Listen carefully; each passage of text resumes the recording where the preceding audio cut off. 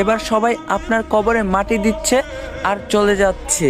আপনার উপরে বিছানো বাঁশের ফাঁকা দিয়ে আপনার উপর কিছু মাটিও পড়ছে। এবার মাটি দেওয়ার শেষে সবাই দোয়া করে চলেও যাচ্ছে সেই 3.5 হাত অন্ধকার কবরে আপনাকে একা রেখে।